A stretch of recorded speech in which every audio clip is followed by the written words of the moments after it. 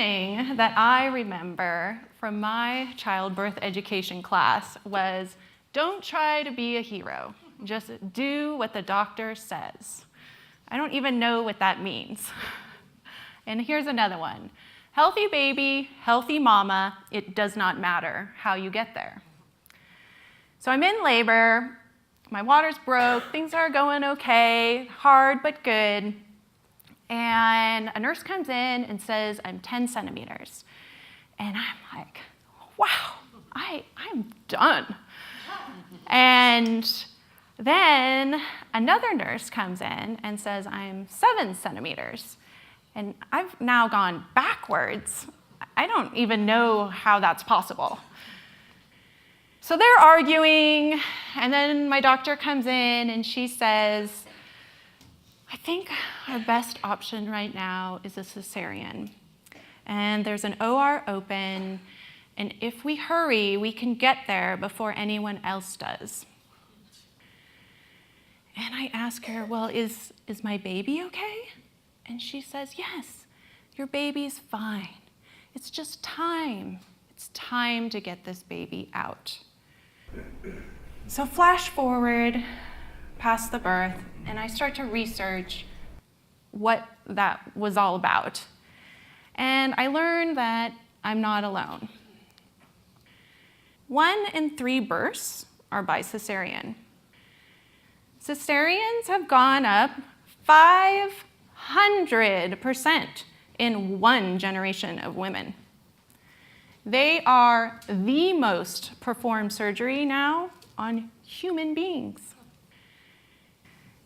So I'm back in labor, and more important than the dysfunction of maternity care was that I didn't realize I had a choice. There was a choice there, but it was an invisible choice.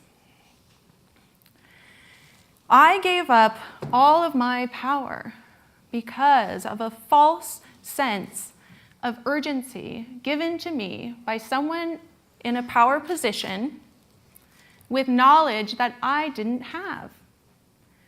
So instead of speaking up, I cried. A nurse sees me and she says, Theus, it's not your fault. And I look at my husband and I ask, are you disappointed in me? And then it's off to major surgery. Things are moving fast. We get to the doors of the OR. My husband's with me. They say to him, you can't go in there with her. At the moment when I most needed my support person, they took him away from me. So I'm in the OR. They strap a Velcro belt over my chest, then my arms, and then my wrists. I am freaking out. They dose me with drugs. They make their incision, the baby's out, they dangle him over my head, and he is beautiful. And I reach for him, but my arms are strapped. I don't get to hold my baby. How can we slow things down enough in a stressful situation in order to see our choices? So next thing I remember is that I'm in a closet. They called it a recovery room, but there was no windows, and there was a broom leaning against the wall. The only person in there was a nurse unpacking cardboard boxes.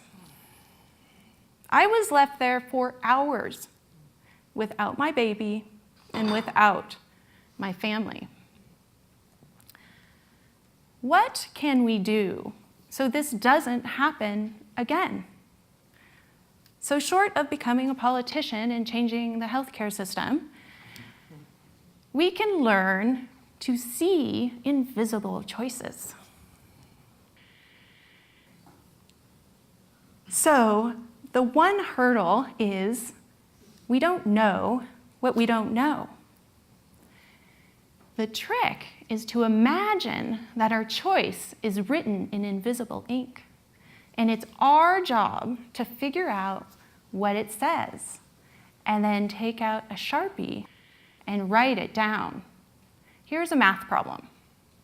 2 + 2 = what?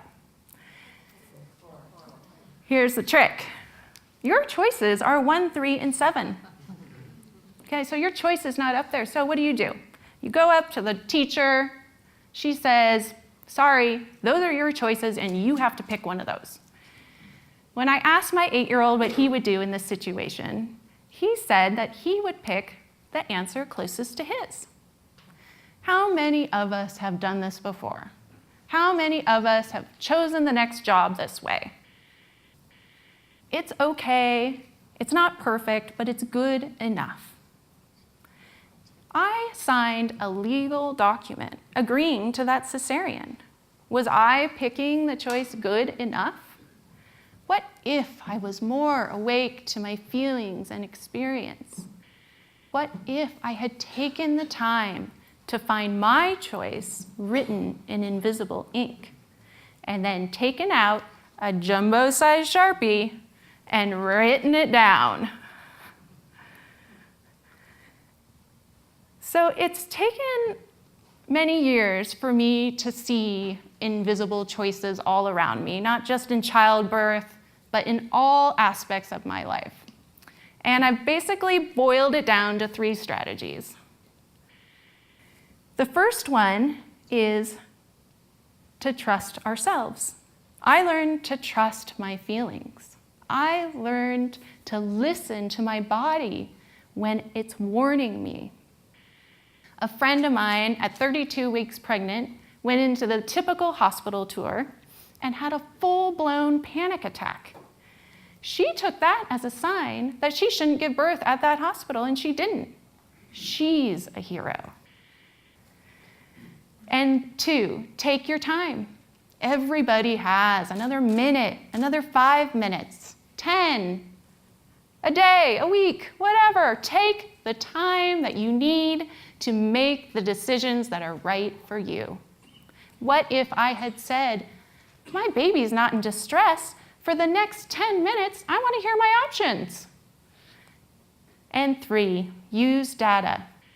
Back up your instincts, your intuition, your feelings with evidence. Make an informed decision.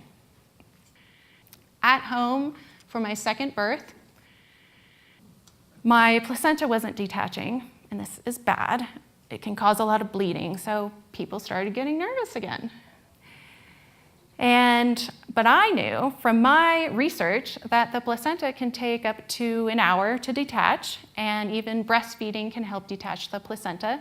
So I had an uninterrupted hour with my baby after birth, and that was a lot better than spending it in a closet. So never again with birth or with anything else in my life. If being a hero means claiming my life, then find me a cape. To be awake is to know that we have a choice. It's hard to get there. It takes work to learn how to trust your feelings and take your time and do the research. But once you see that you have the power to make the best decisions for yourself, you cannot unsee that. You can't unsee it. This power, it is within all of us, and no one can take it unless you give it to them. But you must seize it, or someone else, they will speak for you. Today, we are seeing that when women speak up, big change happens. Oprah Winfrey said at the Golden Globes, speaking our truth is the most powerful tool that we have. So it's time. It is time to be heroes. I wish for my 2 sons in the audience tonight that they become the heroes of their own lives. What will you do with your superpower?